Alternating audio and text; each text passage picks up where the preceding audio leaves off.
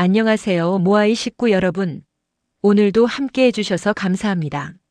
오늘 소개해드릴 책은 마티아스 뇌일케의 나를 소모하지 않는 현명한 태도에 관하여입니다. 이 시끄럽고 바쁜 세상에서 우리는 종종 자신을 과도하게 포장하거나 드러내려 애쓰며 에너지를 소모하곤 하는데요. 이 책은 그런 우리에게 겸손이라는 미덕이 얼마나 현명한 삶의 방식인지 알려줍니다. 저자는 겸손이 겉으로 보이는 것보다 훨씬 더 많은 것을 품고 있는 태도라고 말합니다. 낮은 목소리로 차분하게 말하면 들어주지 않을 거라고 생각하는 이 시끄러운 세상에서 절제된 말과 행동이 오히려 더 강력하게 다가올 때가 있다는 것이죠. 정말 인상 깊었던 건 겸손의 미덕이야말로 우리를 가장 편안하게 해주는 가치라는 말이었어요. 조용하고 소박하게 느껴지지만 결국 이 태도는 스스로의 가치를 가장 현명하게 높이는 방향으로 나아가기 때문이라고 하네요. 1990년대는 긍정적 사고가 우리를 덮쳤던 시대였습니다. 하지만 저자는 이런 성공지향적 사고방식의 문제점을 지적해요. 성공지향형 사람들은 거창해 보이기 위해서 다른 사람들의 주의를 끌어야 하고 인생이라는 거대한 게임에서 승자가 되기를 원한다는 것입니다. 하지만 자기 생각이 분명하고 내면의 힘을 믿는 사람들은 자신의 명함을 금박으로 치장하려는 생각을 하지 않아요. 이 부분에서 정말 많은 생각이 들었습니다. 우리는 얼마나 자주 남에게 보여주기 위해 우리 자신을 소모하고 있는 걸까요? 히든 챔피언이라는 용어가 나오는데요. 많은 것을 이뤄냈지만 나서지 않는 사람들을 말합니다. 자신의 성공을 드러내지 않는 한 방에 받지 않을 수 있다는 것은 매우 자유로운 삶의 방식이 된다고 해요. 배우 조지 포스터의 말이 특히 인상 깊었어요. 나는 내가 나약하고 불확실하다고 느낀다. 어쩌면 나는 이런 점 때문에 성공한 것인지도 모른다라고 했거든요. 자신의 약점을 인정하는 것이 오히려 힘이 될 수 있다는 걸 보여주는 것 같아요. 뉴욕대 심리학자 가브리엘레 웨팅겐의 연구 결과가 흥미로웠는데요. 체중 감량을 원하는 여성들을 관찰한 결과 긍정적인 결과를 기대했던 여성들보다 의심이 많았던 여성들이 훨씬 더 목표에 근접했다고 합니다. 후자가 훨씬 더 현실적이었고 준비한 규칙도 잘 지켰다는 거예요. 저자는 과소평가받는 것의 장점을 두 가지로 설명합니다.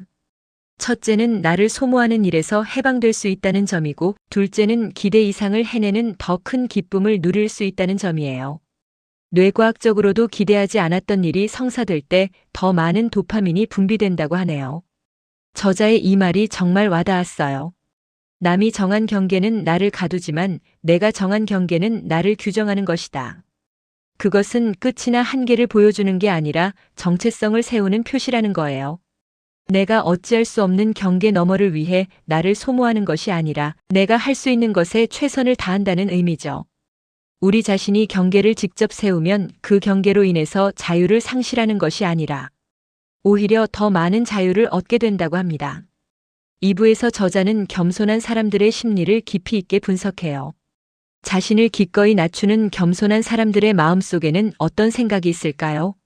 바로 나를 낮추면 상대는 긴장을 풀고 나를 대할 수 있다는 배려심이 있다는 거예요. 이런 겸손한 행동은 실제로 많은 것을 얻을 수 있게 해준다고 해요. 특히 겸손하지 않은 사람들을 알아차리는데 도움을 준다는 점이 흥미로웠어요. 겸손하게 다가가면 자기 중심적인 사람들은 나를 쉽게 얕보는 행동을 서슴없이 드러내게 되고, 그렇게 되면 이런 사람들과는 거리를 두고 멀리하면 된다는 거죠. 그리고 스스로를 낮추는 겸손한 태도는 다른 사람들로부터 과소평가받을 수 있는데 이것이 분명한 장점이 될 수 있다고 말해요. 과소평가받는 행운을 누린 사람은 나중에 인상적인 신뢰를 얻기가 더 수월해진다는 거예요. 반대로 과대평가된 사람은 약점이 드러날까봐 노심초사하지만 과소평가받은 사람은 두려울 게 별로 없다고 하네요. 정말 와닿는 부분이었어요. 우리가 얼마나 자주 과대평가받기 위해 애쓰며 스트레스 받고 있는지 생각해보게 되더라고요. 저자는 겸손함이 자신감과도 깊은 관련이 있다고 말해요. 스스로를 믿는 사람만이 자신을 낮추는 표현을 할 수 있다는 거죠. 내면이 강한 사람은 자신의 약점과 부족한 점에 대해 인지하고 이를 가감없이 인정한다고 해요. 즉, 세련되게 겸손하려면 비대한 자신감이 아니라 건전한 자신감이 필요하다는 것이에요. 철학자 빌헬름 슈미트의 말이 특히 기억에 남았어요. 자신과 친해지려면 자신의 한계를 알고 자신에게 과도한 것을 요구하지 않아야 한다. 그래야 자신을 신뢰할 수 있으며 자존감도 안정된다고 하더라고요. 자존감에 대한 설명도 인상 깊었는데요. 자존감은 다른 사람이 나를 어떻게 생각하느냐를 얼마나 중요하게 여기는지에 관한 문제이기도 하다고 해요. 자신의 경험과 지식, 자신의 가치를 믿는다면 외부의 평가에 일희일비하지 않는다는 거죠. 저자는 모든 사람이 과소평가에 대해 긍정적으로 생각하지는 않겠지만 꽤 많은 사람이 알게 모르게 과소평가를 즐긴다고 말해요. 이런 부류에 속한다면 두 가지 큰 장점이 있다고 하는데요. 첫 번째는 나를 소모하는 일에서 해방될 수 있다는 점이에요. 자신의 능력을 드러내지 않는 사람들은 부수적인 압박감을 느낄 필요가 없어요. 믿을 수 있는 사람이 되려면 너무 많은 약속을 남발하거나 장담하지 않아야 하는데 이와 같은 절제는 전략적 비관주의라고 부르는 태도와 가깝다고 해요. 최악의 경우를 예상하면서 더 차분하고도 세심하게 주의를 기울이면서 일에 임할 수 있다는 거죠. 두 번째 장점은 기대 이상을 해내는 더 큰 기쁨을 누릴 수 있다는 것이에요. 뇌과학적으로도 어떤 일이 확실하다고 생각할수록 그 일이 성사될 때 도파민이 더 적게 나온다고 하더라고요. 반대로 크게 기대하지 않았는데 성사되었다면 아주 많은 도파민이 분비된다는 거예요. 저자는 신뢰에 대해서도 언급하는데 신뢰는 항상 두 개의 기둥을 바탕으로 한다고 해요. 바로 정직과 능력이죠. 그저 잘난 체하는 태도를 버리고 자신의 실수를 인정하며 자연스럽게 자신을 보여주는 것으로도 충분히 신뢰를 얻을 수 있다고 하네요. 3부에서는 실제 삶에서 겸손을 어떻게 실천할 수 있는지에 대해 구체적으로 다뤄요. 먼저 자신을 낮추는 셀프 아이러니의 유머에 대해 말하는데 이런 유머가 제대로 빛을 발휘하려면 겸손이라는 핵심을 놓쳐서는 안 된다고 해요. 자기 자신을 두고 조금 빈정대며 풍자하는 것은 말하는 사람에게도 듣는 사람에게도 뜻밖의 재미가 있다는 점이 흥미로웠어요. 인간관계에서의 겸손에 대한 부분이 정말 현실적이고 도움이 되었는데요. 저자는 모든 관계에서 우리가 상대에게 뭔가를 기대하고 심지어 요구하지만 그것이 불완전하기 때문에 어려움을 겪는다고 말해요. 본인만 상처받았다고 느끼지만 그건 상대도 마찬가지라는 거죠. 특히 인상 깊었던 건 모든 사건은 각자에게 서로 다른 의미를 준다는 말이었어요. 어떤 사건이 한 사람에게는 매우 중요한 일이었던 반면에 다른 사람에게는 하찮은 일로 보일 수 있다는 거예요. 그래서 상대가 나를 위해 이러저러한 일을 해주기를 기대하지 말자고 하더라고요.